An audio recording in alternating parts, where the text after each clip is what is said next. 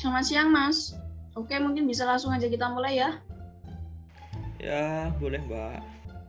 Langsung aja tanpa basa-basi. Kira-kira untuk tanah ini kita matoknya tuh harga sebesar 30 miliar karena lokasinya sangat strategis. Hah, 30 miliar? Itu harga tanah apa harga diri? Tinggi amat. Ya gimana ya, budget saya cuma 10.000. Itu Masnya mau beli tanah atau mau beli nasi telur? Ya pokoknya kita nggak mau tahu ya, Mas. Bayarnya harus segitu dan harus besok. Nah, kalau kayak gitu, nggak usah aja Mbak, nggak usah negosiasi. Udah saya menyerah aja. Bye Mbak, makasih.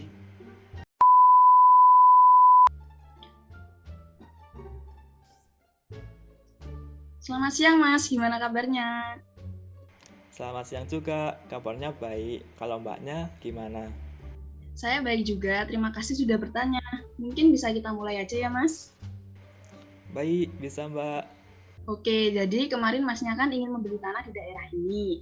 Nah, karena lokasi di daerah ini sendiri itu merupakan salah satu lokasi yang strategis dan juga banyak pelanggan yang mengincar daerah ini. Maka kami mematok harga sekitar 10 miliar.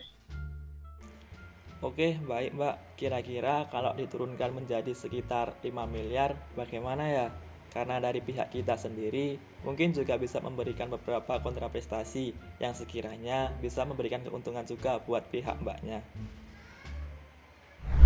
Nah, jadi teman-teman tahu nggak nih perbedaan dari kedua dialog tadi?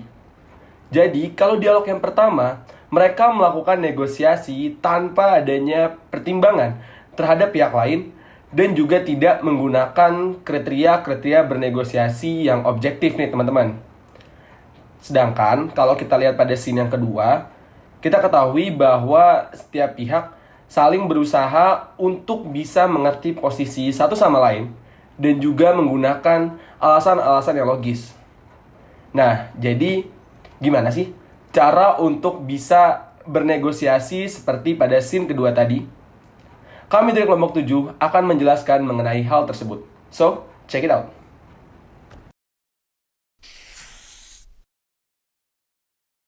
Assalamualaikum warahmatullahi wabarakatuh. Nama saya Muhammad Sultan Anarifano. Terima kasih teman-teman. Sekarang saya akan melanjutkan presentasi mengenai inventing options for mutual gain. Nah, sebenarnya apa sih arti dari inventing options for mutual gain? Secara definitif kita bisa lihat sendiri dari kalimat tersebut. Menciptakan pilihan atau menciptakan kemungkinan dari proses negosiasi yang akan menciptakan keuntungan bagi kedua belah pihak atau mutual gain. Oke, next. Nah, the reason behind kenapa materi ini atau topik ini dijelaskan adalah hal yang menghambat proses negosiasi yang utama adalah susahnya mencari titik equilibrium yang dapat memberikan keuntungan bagi dua belah pihak yang sedang bernegosiasi nih teman-teman. Nah, alasannya kenapa sih? Kenapa banyak sekali negosiator yang belum bisa menciptakan kedua titik equilibrium yang akan menguntungkan? Karena secara harfiah negosiasi itu merupakan proses berunding yang diciptakan dari suatu kejadian yang belum ideal. Nah, menciptakan suatu kejadian ideal yang mempertemukan keinginan dari dua belah pihak itu sangat sulit, teman-teman. Nah, sekarang kita bakal bahas dulu mengenai diagnosisnya nih, teman-teman. Kenapa sih sebenarnya banyak pihak yang belum mengerti caranya menciptakan titik equilibrium nih buat dua belah pihak? Nah, karena banyak yang merasa kalau misalkan negosiasi itu adalah sarana merealisasikan kepentingan pribadi. Padahal nggak kayak gitu, teman-teman. Negosiasi itu supposed to be beneficial untuk dua belah pihak yang sedang bernegosiasi, bukan untuk merealisasikan kepentingan. Jadi harus diingat ya. Nah, setelah dirangkum, ada 4 sandungan utama yang sering terjadi dalam proses negosiasi. Penasaran kan? Kita bahas. 4 major mistakes yang usually happen di proses negosiasi adalah yang pertama, judgment, mengenai judgment atau pengambilan keputusan atau proses penilaian akan suatu keputusan, yaitu terlalu prematur atau kita tuh sebenarnya dalam proses negosiasi step apapun atau tahap apapun yang kita lakukan, kata-kata yang kita sampaikan kepada lawan negosiasi kita itu akan berdampak tentang outcome, tentang nilai output yang akan dihasilkan dari negosiasi kita. Jadi kita tuh harus pelan-pelan, harus kita pahami makna dari setiap stepnya agar nantinya kita bisa menghasilkan output yang maksimal dan efisien. Nah, yang kedua adalah searching for the single answer. Atau kebanyakan negosiator itu nggak melihat proses negosiasi secara holistis atau secara luas. Memerhatikan semua aspek yang mungkin dapat terjadi dalam proses negosiasi. Nah, akibatnya apa? Akibatnya apabila kita kurang holistis dalam melihat kemungkinan yang terjadi dalam negosiasi, akan menyebabkan kemungkinan-kemungkinan yang bisa aja kita dapat menghasilkan output yang maksimal melalui opsi yang kita nggak sebutkan. Nah, itu tuh bisa aja nggak terjadi. Karena kita terlalu, ya udah kita melalui negosiasi melalui jalan A gitu. Udah kita nggak peduliin jalan B, C, D yang mungkin aja jalan B, C, D lebih baik daripada jalan A. Nah, yang ketiga adalah the fixed pie mindset. Mindset fixed pie itu gimana maksudnya sih? Adalah, jadi misalkan gini, apabila kita mendapatkan keuntungan 100, itu dianalogikan seperti kita merugikan lawan negosiasi kita 100 juga. Jadi kita untung 100, lawan tuh rugi 100. Sebenarnya nggak gitu. Ideal dari proses negosiasi adalah gimana cara kita bisa sama-sama untung 100. Nah, gimana caranya? Nah, itu dengan menghilangkan proses fixed pie. Karena tadi saya ulangi, negotiation supposed to be beneficial for two sides atau both parties. Nah, yang terakhir adalah mindset individualis atau thinking that solving their problem is their own problem. Jadi negosiasi itu kita harus mengerti gimana sih perasaan dari si lawan negosiasi kita, apa sih sebenarnya keinginan dari lawan negosiasi kita, dan kira-kira apa yang sepertinya bakal menjadi titik equilibrium dari kedua belah pihak, dari kita dan dari lawan negosiasi kita. Dengan kita mengetahui apa yang dirasakan, apa yang dipikirkan, apa yang dibutuhkan oleh lawan negosiasi kita, akan menyebabkan proses negosiasi dan pengambilan keputusan akan jauh lebih lancar, teman-teman. Nah, terima kasih. Itu aja dari saya. Sekarang saya akan lanjut ke teman saya selanjutnya. Terima kasih. Kemudian, saya akan membahas mengenai prescription atau resep untuk menentukan pilihan. Untuk menentukan suatu opsi pilihan kreatif, kita perlu melakukan yang pertama adalah memisahkan tindakan menemukan pilihan dari tindakan menilainya. Kedua, yaitu memperluas pilihan daripada hanya mencari satu jawaban saja. Kemudian yang ketiga adalah mencari keuntungan bersama. Dan terakhir, yaitu menentukan cara untuk membuat keputusan mereka menjadi mudah. Setiap langkah tersebut akan didiskusikan setelah ini. Yang pertama adalah memisahkan penemuan dari keputusan. Judgment atau penilaian seringkali menghalangi dan menghambat kita untuk berimajinasi. Oleh karena itu, kita harus memisahkan tindakan kritis dari tindakan kreatif. Sebagai seorang negosiator, kita perlu melakukan penemuan secara mandiri. Nah, menurut definisi, ide-ide baru tersebut dimunculkan dengan memikirkan hal-hal yang belum pernah kita pikirkan sebelumnya. Untuk itu, kita perlu mempertimbangkan untuk melakukan sesi brainstorming bersama teman atau kolega. Nah, sesi seperti ini secara efektif dinilai mampu untuk memisahkan penemuan dari keputusan. Dalam melakukan sesi brainstorming, kita perlu mempertimbangkan 3 panduan berikut. Yang pertama, sebelum sesi brainstorming. Pada saat sebelum sesi brainstorming, kita perlu mempertimbangkan 5 panduan berikut. Yang pertama adalah tentukan tujuan. Apa sih output yang ingin kita capai? Yang kedua adalah pilih beberapa peserta. Cukup besar untuk merangsang pertukaran ide, namun cukup kecil untuk mendorong partisipasi setiap individu. Jumlah idealnya 5 hingga 8 orang. Yang ketiga adalah ubah lingkungan.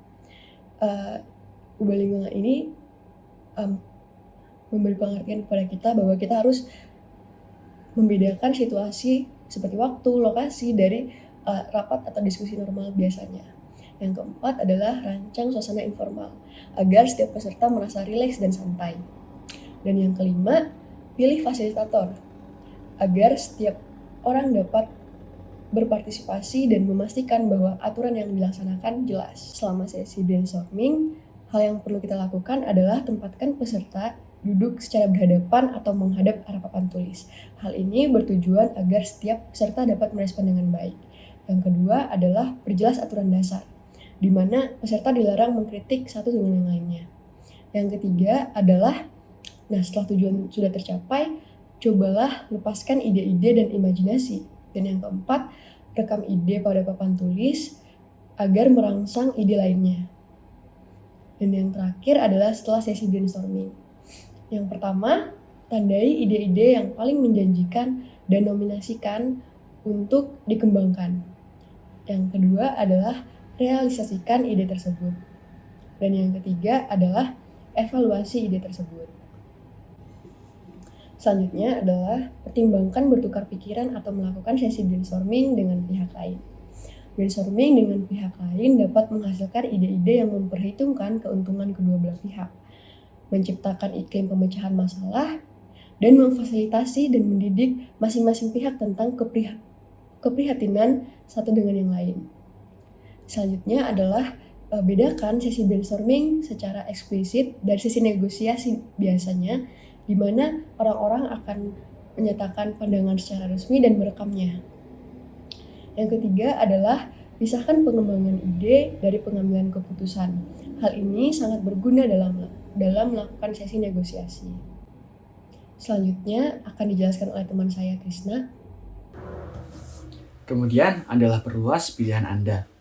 Bahkan, dengan niat terbaik, peserta dalam sesi brainstorming cenderung beroperasi dengan asumsi bahwa mereka benar-benar mencari satu jawaban terbaik, seperti mencoba menemukan jarum di tumbukan jerami dengan mengambil setiap helai jerami.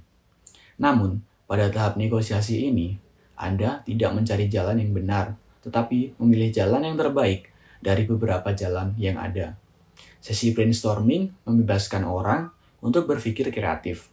Setelah dibebaskan, mereka membutuhkan cara untuk memikirkan masalah mereka dan menghasilkan solusi yang konstruktif.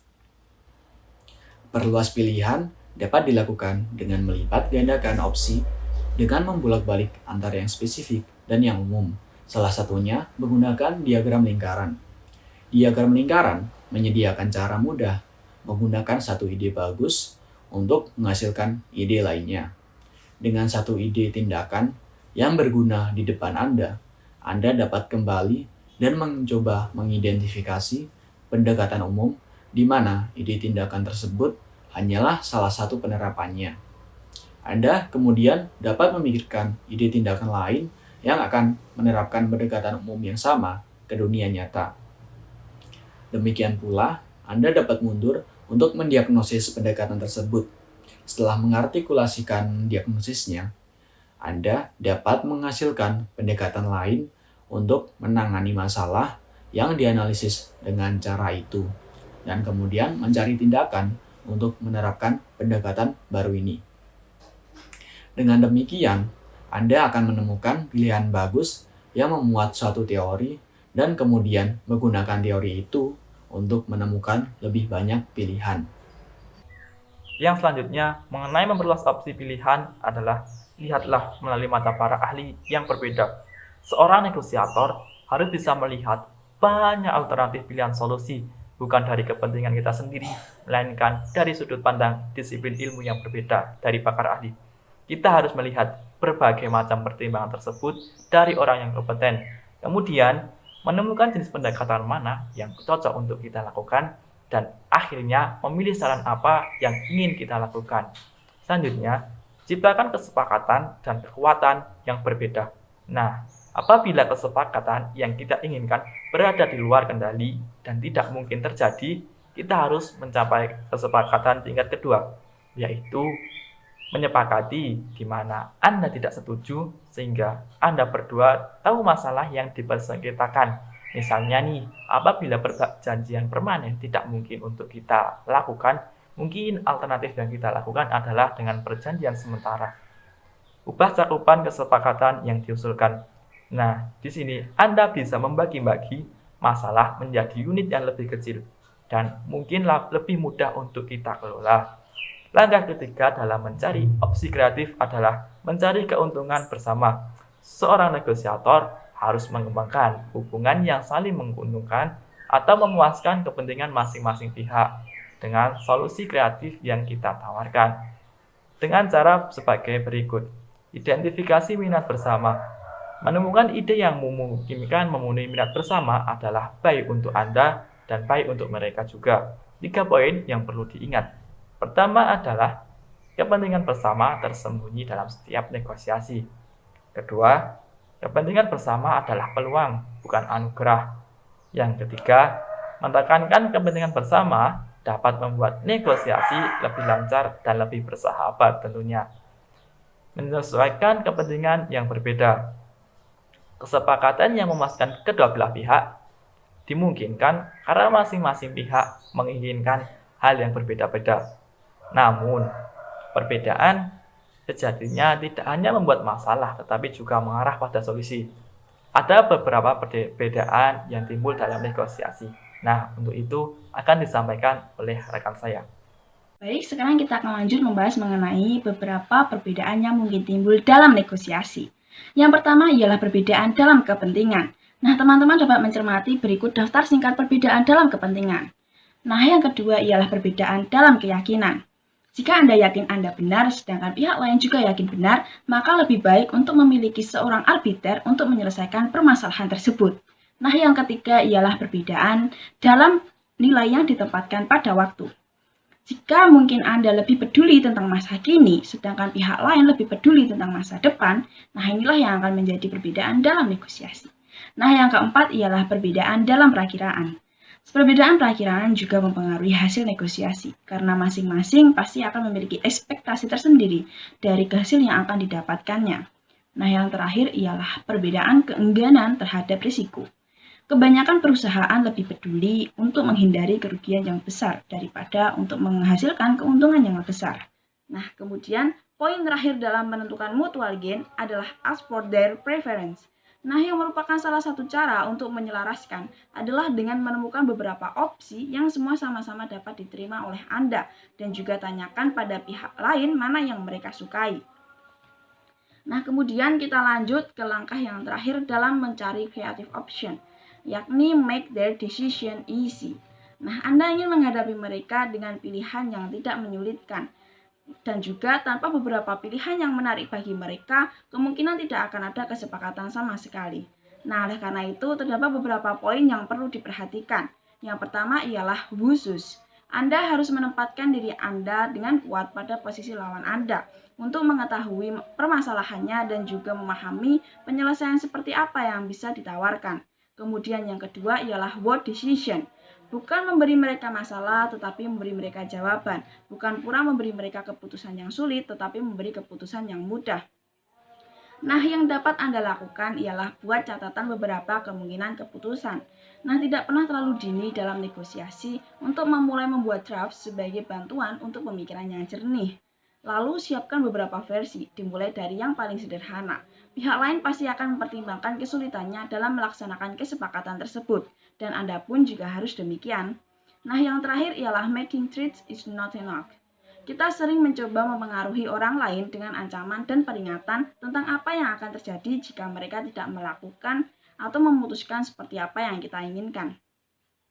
Nah, daripada melakukan hal tersebut, lebih baik berkonsentrasilah untuk membuat mereka sadar akan konsekuensi yang dapat mereka harapkan jika mereka memutuskan sesuai dengan keinginan Anda. Kemudian, untuk mengevaluasi suatu pilihan dari sudut pandang pihak lain, pertimbangkanlah bagaimana mereka dapat dikritik jika mereka mengadopsi keputusan tersebut. Lalu tuliskan dalam bentuk proposisi yang dapat diterima. Nah, oleh karena itu, hasilkan terlebih dahulu banyak opsi sebelum memilih. Ciptakan terlebih dahulu, lalu putuskan nanti. Serta carilah kepentingan yang sama dan juga kepentingan yang berbeda untuk dicocokkan.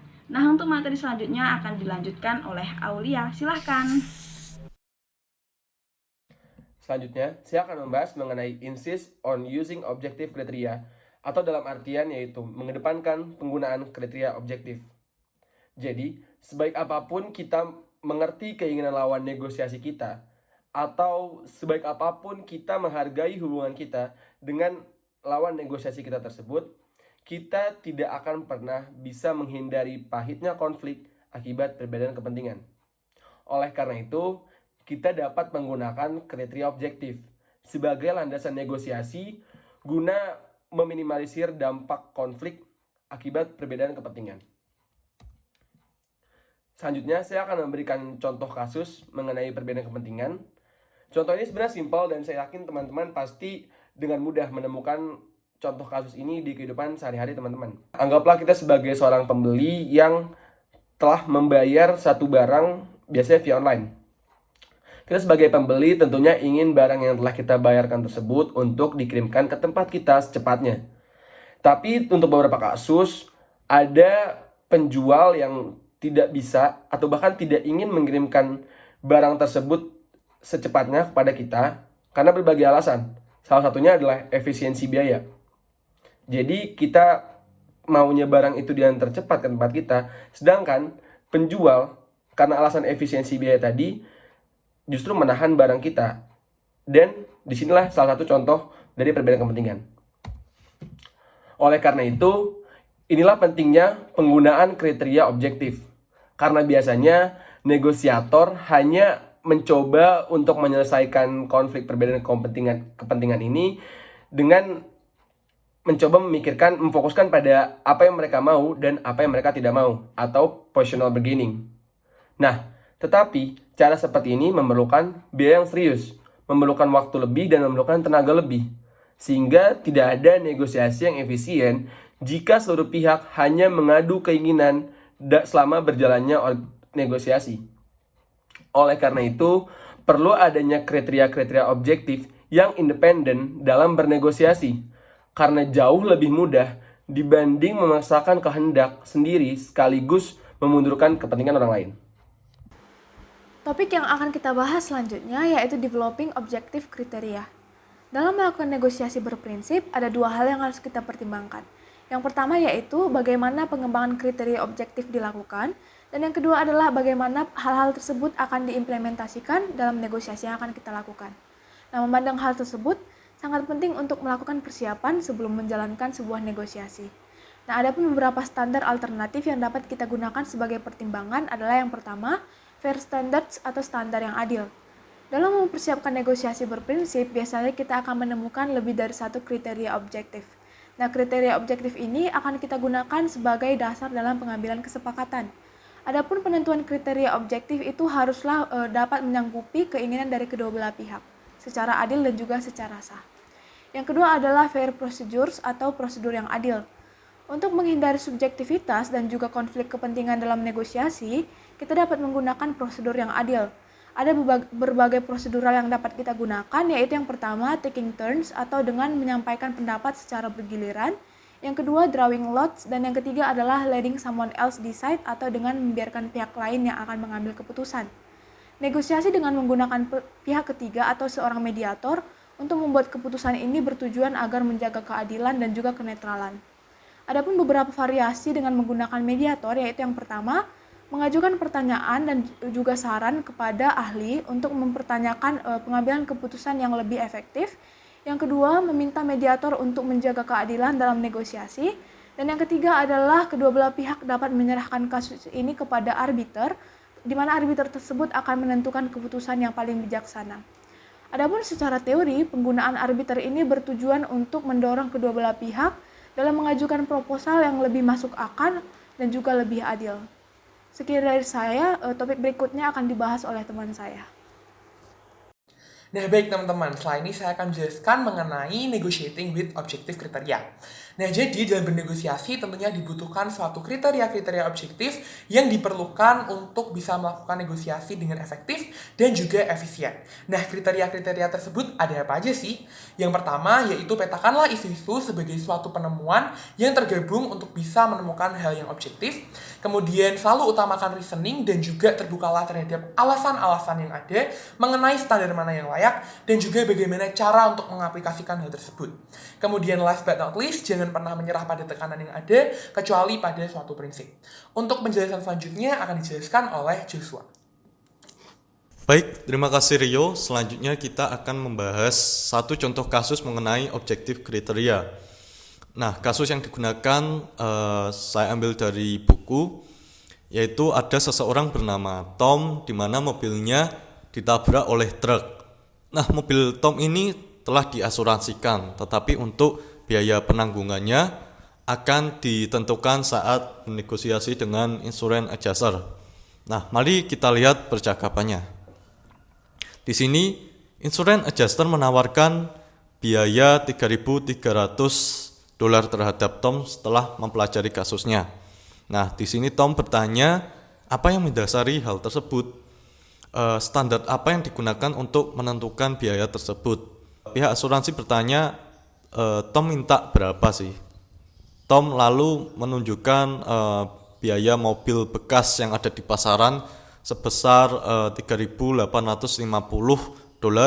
dan ditambah pajak menjadi $4.000. Tetapi jumlah tersebut terlalu banyak menurut pihak asuransi. Pihak asuransi pun menawarkan $3.500 dan ini adalah biaya yang paling tinggi yang bisa ditawarkan. Take it or leave it. Lalu Tom tetap merasa kurang adil karena 3.500 mungkin nggak bisa dipakai untuk membeli mobil yang sama. Lalu Tom berencana membawa kasus ini ke pengadilan jika pihak asuransi tidak bisa menunjukkan bukti objektif dari harga yang telah diberikan. Lalu Tom mengajukan bahwa bagaimana kalau ia dan pihak asuransi berdiskusi lagi di lain waktu gitu. Lalu pada percakapan selanjutnya, di sini pihak asuransi merasa lebih objektif, teman-teman. Dia menunjukkan bahwa mobil Tom ini seharga 6.800 di pasaran ketika melihat iklan di koran gitu.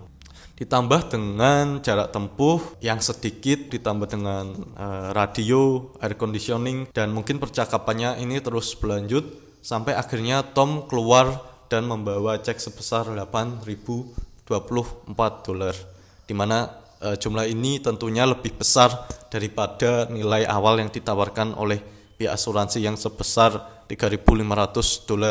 Jadi dalam kasus ini kita telah belajar bahwa Tom ini menggunakan yang namanya objektif kriteria. Tom tidak takut pada tekanan yang diberikan oleh pihak asuransi, tetapi Tom mampu memberikan kriteria yang objektif seperti harga pasar mobil bekas dan kesepakatan yang ada dalam polis tersebut. Jadi itu tadi satu contoh kasus mengenai objektif kriteria. Nah, mari kita rangkum apa saja yang telah kita pelajari pada video kali ini, teman-teman. Pada video kali ini kita telah belajar 2 dari 4 metode utama yang digunakan untuk bernegosiasi dengan baik dan benar. Yang pertama yaitu tentang invent option for mutual gains. Nah, dalam bab ini kita belajar atau kita telah mendiagnosa 4 penyakit atau kesalahan utama yang sering dilakukan oleh para negosiator. Lalu kita juga belajar tentang resep atau prescription yang dapat digunakan untuk mengobati penyakit tersebut, yaitu 4 langkah utama yang sudah dijelaskan tadi. Nah, lalu pada bab selanjutnya, insist on using objective criteria, kita belajar mengenai apa itu pentingnya objektif kriteria dan bagaimana cara membangunnya. Kita juga belajar mengenai hal apa saja yang perlu diperhatikan ketika bernegosiasi menggunakan objektif kriteria. Nah, itu saja yang bisa kami sampaikan. Sekian dan terima kasih.